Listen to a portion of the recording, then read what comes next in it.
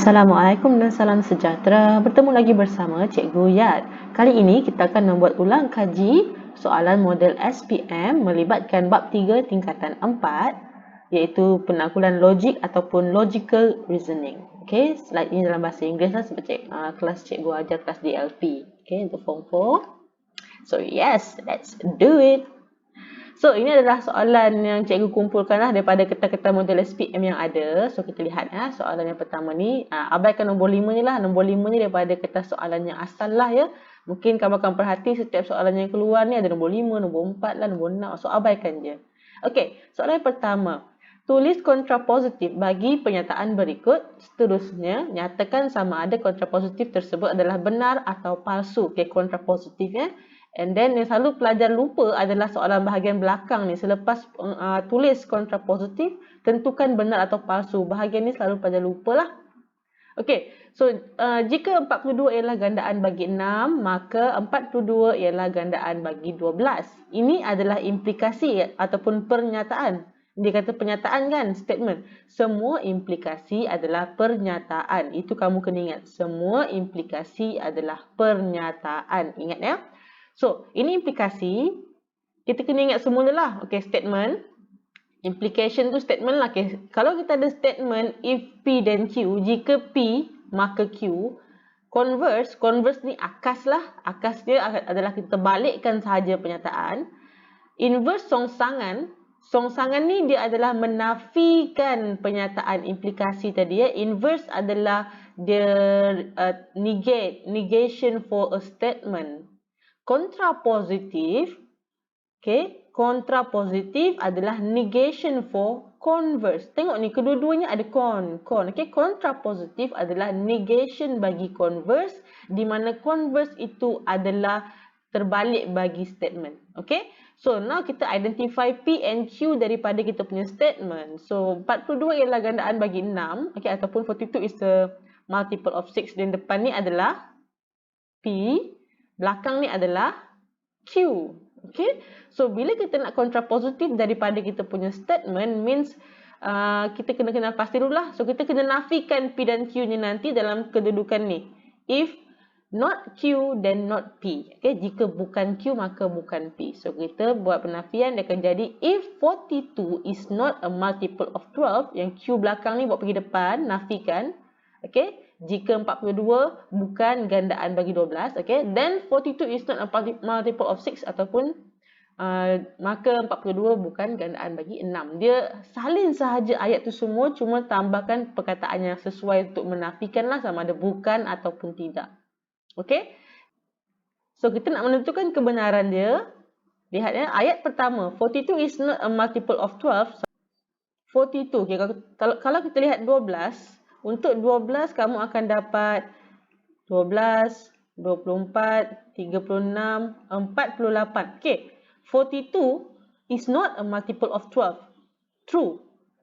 And then dia kata 42 is not a multiple of 6. So kita lihat, kalau 6, 12, 18, 24, 30, 36, 42. Ada. 42 adalah gandaan bagi 6. So, pernyataan ni, belakang dia ni, palsu.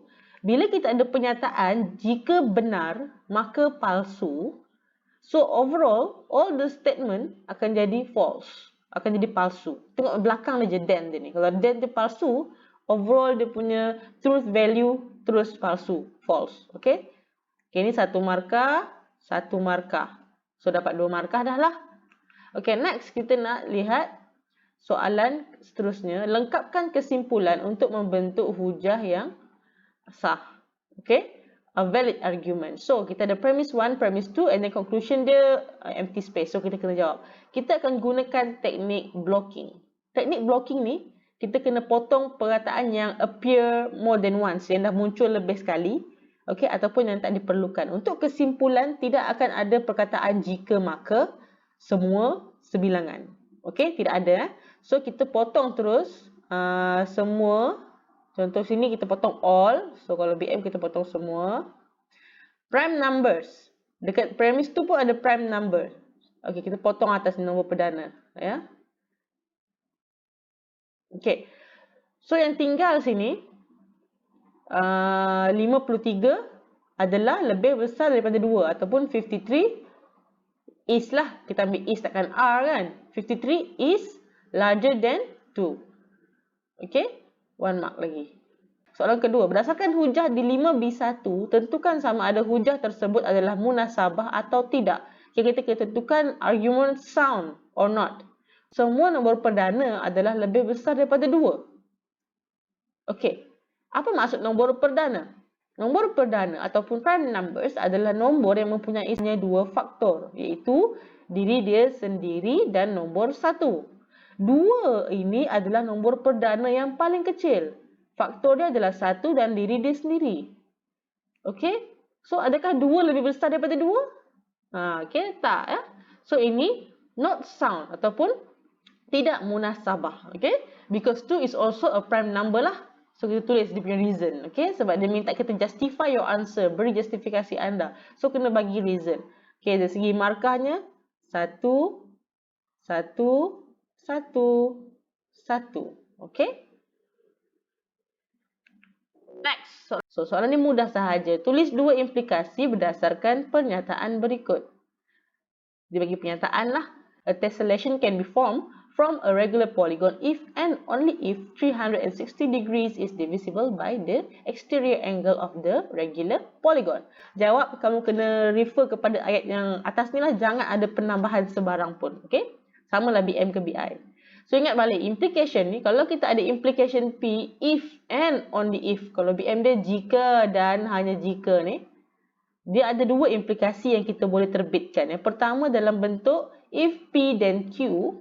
Yang kedua adalah if Q then P. Senang je lah kalau BM pun jika maka je kan. So, kita identify dulu. Kita punya PQ. Kita ambil MBI ya. So, first P kita adalah a tessellation can be formed from a regular polygon. Kita punya Q, 360 degrees is divisible by the exterior angle of the regular polygon. Ini kita punya Q. So, kita akan bentuk implikasi pertama dalam bentuk if P then Q. So, kita terus ambil if a tessellation can be formed from a regular polygon, then 360 degrees is divisible by the exterior angle of the regular polygon. Okay, full sentence, 1 mark. So, second implication kita buatkan if Q then P. So, ayat dia macam ni lah. If 360 degrees is divisible by the exterior angle of the regular polygon, then a tessellation can be formed from a regular polygon. So, 1 mark, 1 mark each. So, 2 marks. Senang kan? Jangan panik kalau nampak ayat yang jika dan hanya jika ni, okay? Ini sangatlah senang. Sangatlah senang. Jangan salah, rugi. So, kita ada bilangan hari. 1, 2, 3, 4, 5. Bilangan kes COVID-19 bertambah. Hari kelima jadi 7776. So, diminta kita form a strong inductive conclusion for the pattern of the number of COVID-19 cases in a country recorded in table 1. So, dia minta kita buat kesimpulan induktif yang kuat. Jangan panik.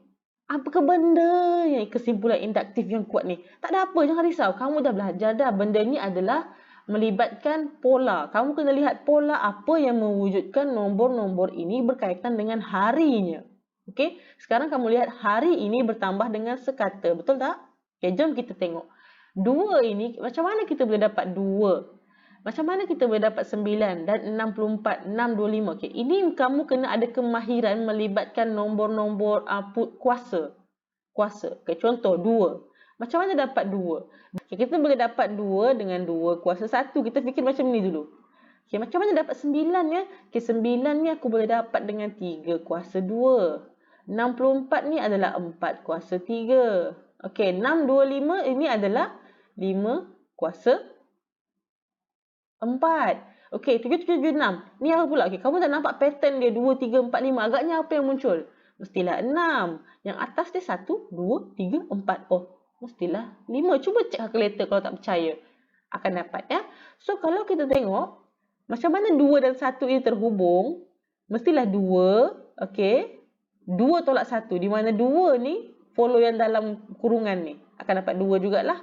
Okay. 3 dan 2. Macam mana boleh terhubung? 3. Kuasa ni mesti 3 tolak 1. Okay. Sebab kita untuk bahagian kesimpulan induktif, kamu akan gunakan pemboleh ubah N sahaja. Kalau dia ada minta lebih daripada 1 pun boleh ubah, ikut soalan. Yang ini kalau tidak dinyatakan boleh ubah dia, kita akan gunakan N sahaja pun boleh ubah je.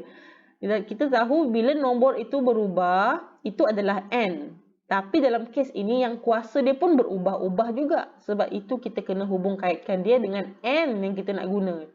Contoh 2, okay? 2 ini adalah N. So, N tolak 1. Okay. Tengok lagi, kalau 4. Yang atas ni pun berkurang 1. 4 tolak 1 dapat 3. Kan? Bawah ni pun sama. 5 tolak 1, dia punya kuasa dapat 4. Dan seterusnya.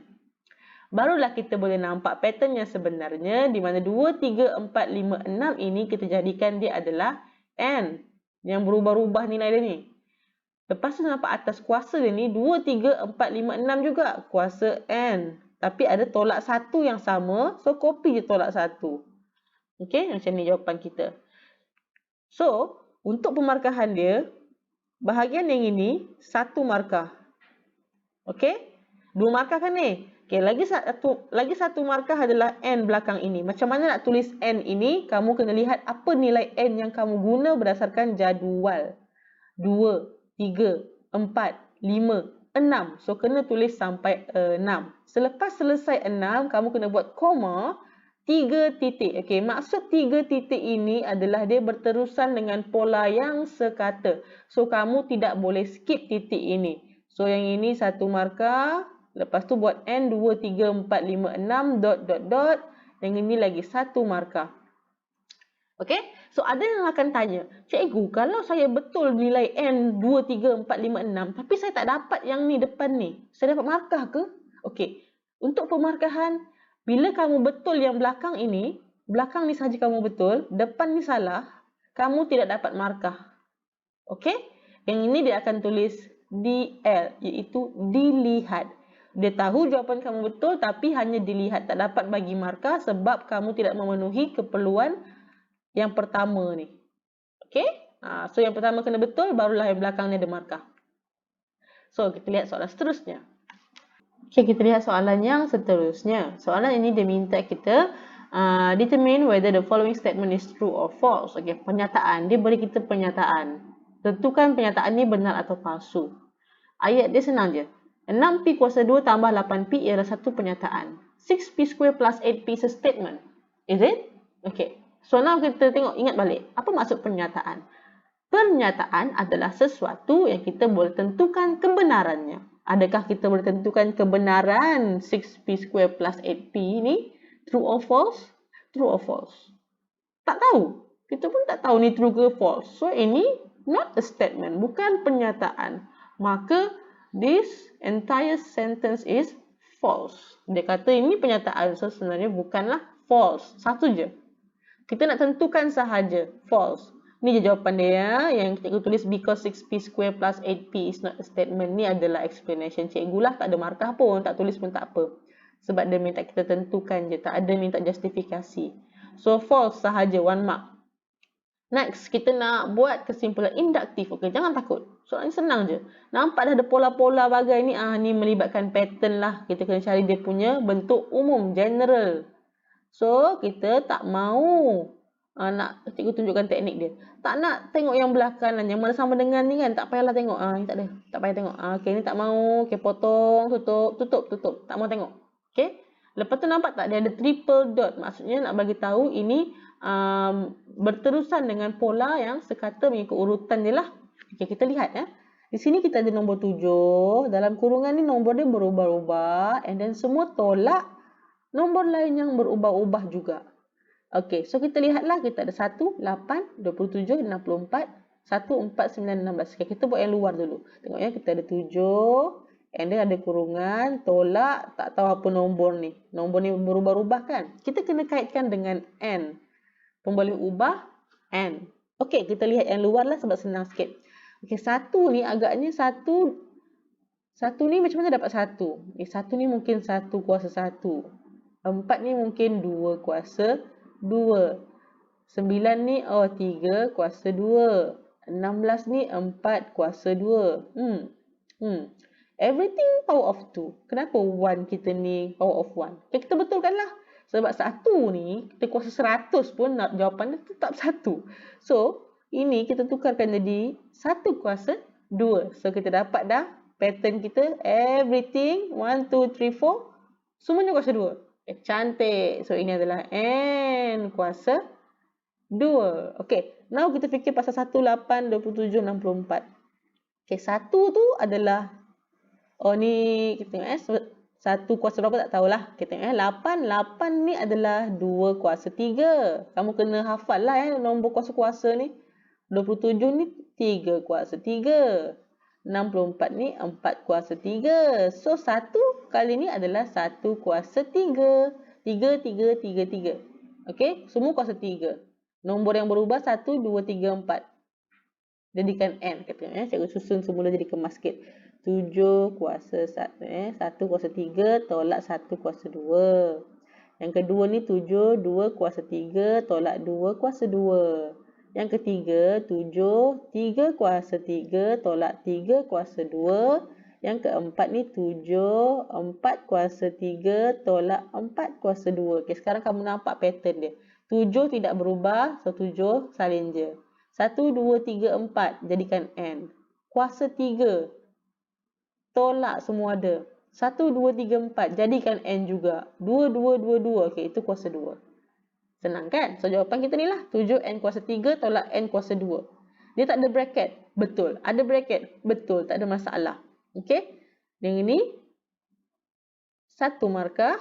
Dia punya N pula, sebab kita guna 1, 2, 3, 4, kamu kena tulis sehingga 4. Kalau kamu tulis sehingga 3, tak dapat markah.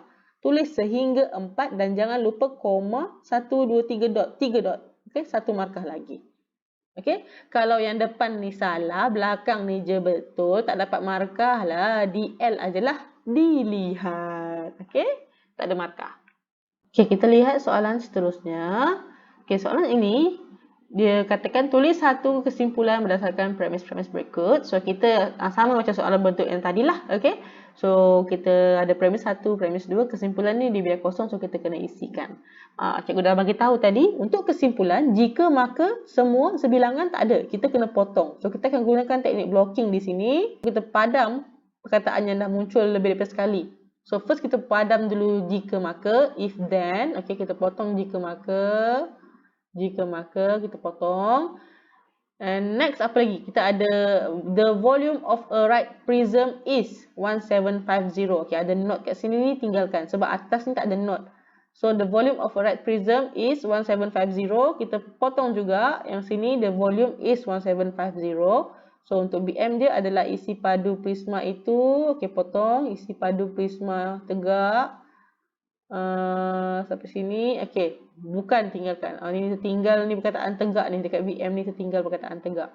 Okay, tinggalkan. Bukan ni tak ada kaitan dengan yang atas kan. Tak ada repeating kan. So, kita biarkan. Okay, jawapan yang tinggal adalah a right prism ataupun kalau kamu tulis the right prism has not. Kita masukkan not tu di tempat yang sesuai lah. Has not a cross-sectional area of 50 cm square and a height of 35 cm.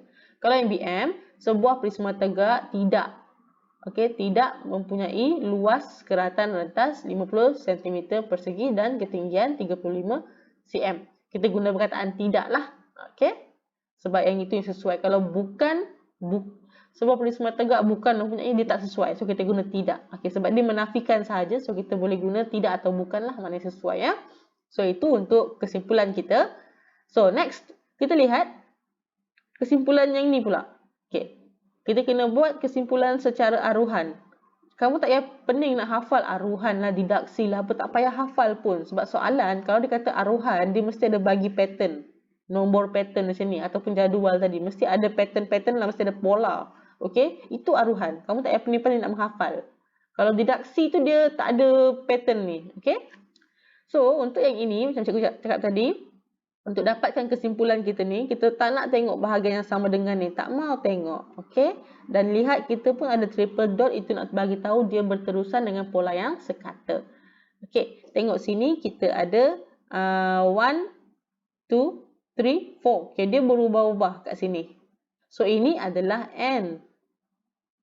Yang mana square ni kita salin je. Square. Plus 3. Sama. Plus 3 semua. So, jawapan kita N square plus 3. Where kita punya N is 1, 2, 3, 4. Okay, 1, 2, 3, 4 and then triple dot jangan lupa. So, sini markah kita 1 dan 1 markah kat sini. Okay, senang aja kan? So, kamu jangan risau kalau soalan ni keluar, kamu kata, jangan panik. Okay, jawab je. Ikut teknik cikgu tunjukkan. Ini sangat mudah. Okay, so, cikgu stop sampai di sini sahaja. Ini adalah bahagian 1 lah. Jangan lupa teruskan menonton bahagian yang seterusnya untuk melihat lebih banyak contoh-contoh soalan melibatkan model SPM, penaklukan logik ataupun logical reasoning. Okay guys, thank you for watching. Jangan lupa like dan subscribe. Bye. Assalamualaikum.